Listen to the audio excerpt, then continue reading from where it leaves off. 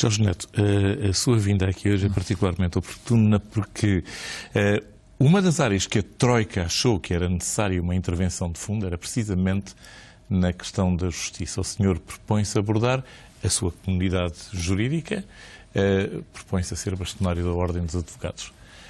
Porquê é que a Ordem precisa de um bastonário diferente, com uma nova orientação? Boa noite, Mário Crespo. É verdade, anunciei hoje a minha candidatura a bastonário da Ordem dos Advogados.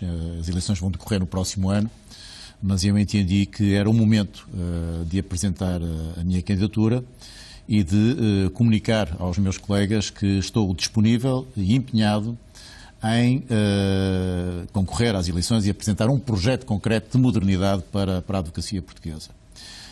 A Ordem dos Advogados hoje é uma instituição fundamental, sobretudo quando assistimos ao esboroar do crédito, da idoneidade, da imagem das instituições, do Parlamento, outras instituições da vida pública portuguesa. A Ordem dos Advogados deve ser um porto de abrigo e de esperança dos cidadãos. Tem sido.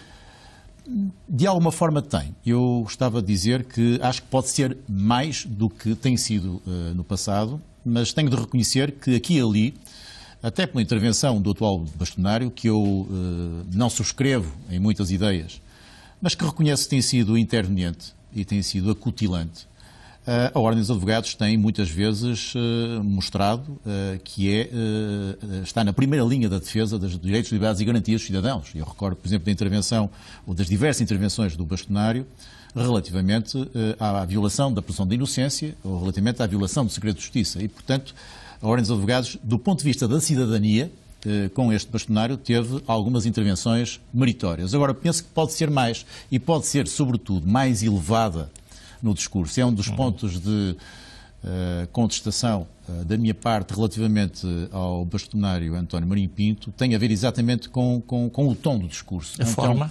Sim, tem a ver com a forma. É um tom demasiado exaltado, muitas vezes até anatomizando outros interlocutores, designadamente os magistrados, que me parece um erro primário, ou mesmo o poder político, que António Marinho Pinto muitas vezes também zurziu. E eu penso que a justiça e a reforma da justiça... Algum poder político. Outro foi particularmente apologético. Sim, e aí também penso que nem sempre o bastonário esteve bem. Mas eu tenho de reconhecer, não sou daqueles que diabolizam a atuação do bastonário. Eu tenho de reconhecer que o bastonário deu visibilidade à Ordem dos Advogados, isso é mérito deste bastonário. Isso é óbvio. É discutível, é óbvio, sobretudo quando comparado com o passado. Tenho de reconhecer que me disse que o bastonário esteve bem aqui e ali em algumas matérias de cidadania, defesa dos direitos, liberdades e garantias. Podemos dizer que não terá sido equânime do ponto de vista da atuação, mas fê-lo em situações muito concretas e muito precisas, e a meu ver, bem. E acho que teve também uma palavra positiva relativamente àquilo que é um drama da advocacia, que é a proletarização da advocacia, a necessidade de apoiar os mais vulneráveis, os mais fracos na advocacia, aqueles que recorrem muitas vezes ao apoio judiciário como último recurso e última instância de sobrevivência. Para a sua própria sobrevivência. Sim, e acho que António Marinho Pinto teve também o mérito de chamar a atenção para essa faixa significativa de advogados portugueses que vive com dificuldade no dia-a-dia. Eu gostava de recordar, porque este é um dado importante, nós temos 30 mil advogados em Portugal, ou cerca de 30 mil, dá um advogado por 350 habitantes, quando a média europeia é de um advogado por 1000 habitantes. A França, por exemplo, tem um advogado por 1800 habitantes. Como é que vamos retificar? Bom, eu concordando com estas ideias que António Marinho Pinto defendia, combate à massificação da profissão, o acesso ao direito, tenho a dizer que do ponto de vista da eficácia, apesar da veracidade e do acerto, enfim, das bandeiras deste bastonário, do ponto de vista da eficácia, o seu mandato deixou muito a desejar. Porque eu acho que o discurso foi excessivamente carregado e diabolizador de outras instituições e de outros poderes, e acho que não houve uma estratégia clara, coerente e determinada para combater com sucesso estes dramas da advocacia dos tempos de hoje. E eu penso que, desde logo, tenho algumas ideias novas que vou naturalmente trazer à lista no debate agora com os advogados para combater o problema da massificação, e tenho seguramente também alguma experiência pessoal, algum know-how decorrente de 30 anos de advocacia, eu sou advogado há 30 anos, que me vão seguramente permitir dar um contributo sério para a reforma da justiça e para o acesso ao direito. Desde logo no tocante à massificação, sejamos claros, eu não tenho nenhuma solução mágica para esse problema. Esta opção de fazer um exame à ordem que eu já ouvi dizer variedíssimos pares seus, muito experientes, que lhes era a eles difícil de conseguir passar com cores. A solução não é essa. Aceitáveis. A solução não é essa. A solução é uma praxe, é? Mário Crespo, com toda a frontalidade, o problema do excesso de advogados em função da população, como disse, um advogado não está por 350 num exame duríssimo.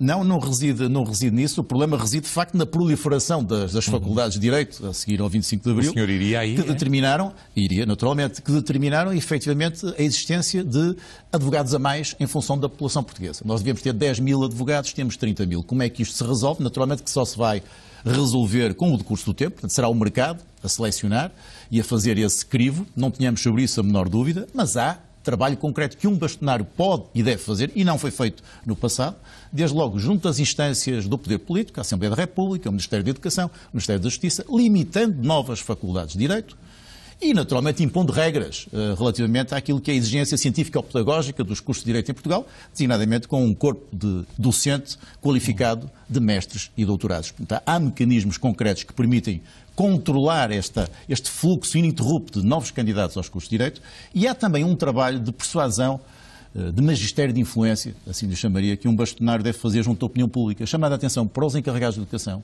para aqueles que querem ou ambicionam cursar Direito, que hoje em dia não há objetivamente empregabilidade em Portugal para mais advogados. Esta é uma realidade que nunca foi transmitida de uma forma frontal, direta, mas sobretudo séria à comunidade e à sociedade civil portuguesa e que eu naturalmente tenciono fazer enquanto bastonário, se tiver a confiança dos meus colegas. Relativamente à ordem e ao exame, o que eu defendo é que seja necessário o mestrado para o acesso ao estágio da ordem. E porquê? Desde logo por uma razão muito simples. A advocacia não pode ficar menorizada relativamente à magistratura. Os magistrados, para terem acesso ao curso de magistrados do SES, têm que ter o mestrado. Não faz sentido que na advocacia não seja... Havia uma menorização e, obviamente, uma secundarização aos olhos da opinião pública da advocacia relativamente à magistratura. E eu não posso, de modo algum, admitir isso enquanto bastonário. E, portanto, no meu mandato, seguramente, pela forma correta, é que houve uma tentativa de impor esse mestrado, mas foi por uma via regulamentar, que era completamente errada, de uma forma correta, ou seja, na Assembleia da República, através de uma alteração legislativa, eu vou naturalmente propor aos partidos políticos uma alteração do Estatuto que determine que o acesso ao estágio da Ordem dos Advogados tenha como exigência básica o mestrado. Até por uma questão de igualdade, porque no meu caso, e de muitos advogados, milhares de advogados por esse país fora, que fizeram 5 anos de formação académica, estão naturalmente em posição desigual relativamente àqueles que hoje, com 3 ou 4 anos, podem ter acesso ao estágio e o acesso à advocacia. As relações com as magistraturas... Ora, aí está uma outra questão importante. Eu discuto, contesto, repudio a forma como foi abordada a relação da Ordem dos Advogados e de bastonário com os magistrados. Os horríveis discursos de abertura do ano judicial. Exatamente. Há um tom toada em resposta, porque obviamente depois as intervenções deste ou daquele protagonista têm naturalmente uma réplica de imediato a seguir. Isso descredibiliza a própria justiça e descredibiliza as instituições. E eu defendo que a Ordem dos Advogados, sem ser subserviente, sem se colocar de reflexão relativamente a outros operadores judiciários, deve ter uma relação cordial, deve ter uma relação respeitosa e recíproca, naturalmente, com os magistrados, como também com os solicitadores e com os funcionários judiciais.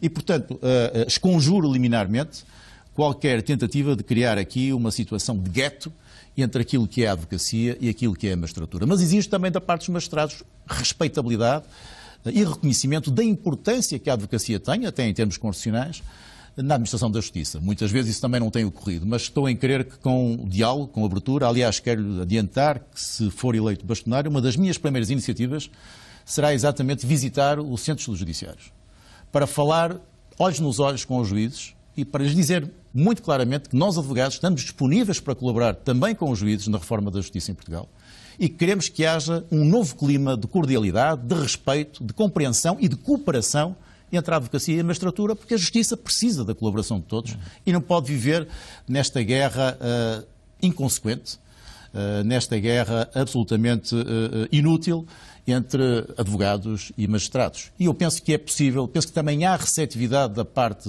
enfim, dos magistrados, há receptividade a criar um novo clima de confiança entre estas duas instituições. Porque, sejamos claros, eu não compreendo, não antevejo não enxergo que seja possível fazer uma verdadeira reforma da justiça em Portugal e uma reforma estrutural e não aquela que está hoje a ocorrer, que é uma reforma de conjuntura e muitas vezes até de fachada. Não antevejo que seja possível essa reforma sem a colaboração de todos os operadores judiciários. E, obviamente, os magistrados são fundamentais nessa reforma. Apoios, neste momento?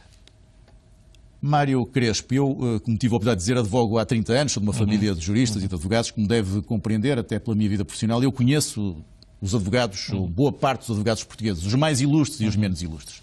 Inclusive, os bastonários vivos, conheço praticamente todos. Escritório no Norte e tenho escritório em Lisboa e no Porto e conheço a todos por razões pessoais e profissionais de há longos anos e, portanto, com alguns deles é uma relação mesmo de amizade. Foi encorajado?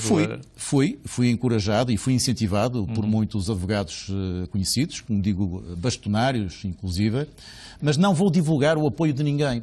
Por uma razão, porque eu não devo, como bastonário, fazer a distinção entre advogado ilustre e advogado humilde. Entre o advogado da grande metrópole e o advogado dos confins do interior de Portugal. Eu devo ser advogado, bastonário de todo o advogado português, seja ele quem for, por mais ilustre ou mais humilde que seja. E, portanto, da minha parte, ou por minha iniciativa, pelo menos, não haverá nunca o propósito ou a tentação de anunciar apoios de nomes sonantes. Não o farei. Aqui fica, seguramente que terei outros candidatos aqui, mas desde já assim boa sorte na sua campanha. Não poderia deixar que o Jorge Neto se fosse embora, tendo o senhor sido Secretário de Estado, membro do Parlamento e membro dessa ilustre confraria que era o Frente a Frente aqui, que tantas vezes enriqueceu o nosso debate aqui no Jornal das 9, para lhe pedir um comentário geral ao momento que o país atravessa. Vimos ali o pior do dia. Há luz ao fundo do túnel? Mário Crespo vive com alguma angústia, como aliás a jornalidade dos portugueses, o momento atual do país. E vive com alguma angústia porque neste momento ainda não se vislumbra uma luz ao fundo do túnel. Compreendo que o momento é muito difícil, muito delicado. Compreendo que este governo herdou também uma situação de veras desastrosa.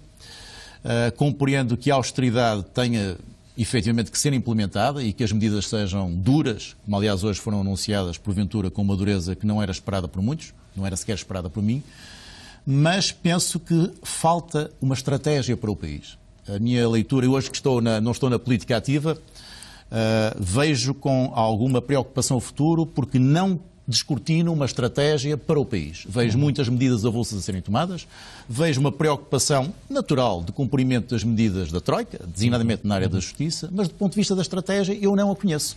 E mais, tenho a convicção, até pela minha experiência pessoal no mundo parlamentar e no mundo político, que as medidas da austeridade apenas agravam a recessão. Elas não são suficientes, podem resolver orçamentalmente o problema nesta ou naquela conjuntura, mas não permitem a tal luz ao fundo do túnel que passa por crescimento económico e emprego. O crescimento económico e o emprego só surgirá quando forem feitas reformas estruturais, que essas sim podem efetivamente cortar a despesa pública. Essas reformas estruturais em Portugal já foram anunciadas, mas não foram implementadas. Portanto, enquanto não houver um ímpeto reformista sério da parte deste governo que complementa a austeridade, por razões orçamentais, com a necessidade de crescimento económico e emprego, eu confesso que não me sinto otimista relativamente àquele que são os tempos vindouros de Portugal. De quem nos segue, claro que o senhor milita no Partido Social Democrata, foi parlamentar pelo PSD e teve funções governativas também integrado nessa força. Foi um prazer tê-lo aqui. Foi um prazer também para mim. Muito obrigado por ter voltado a este Jornal das 9.